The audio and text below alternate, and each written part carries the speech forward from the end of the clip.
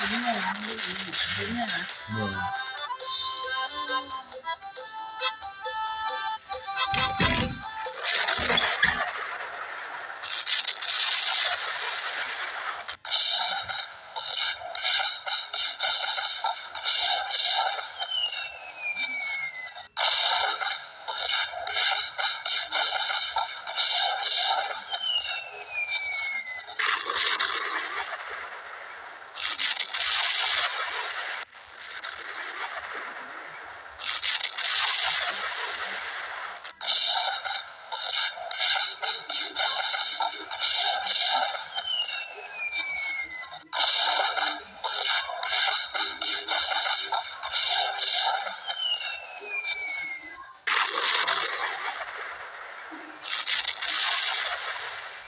อยู่ภาคใต้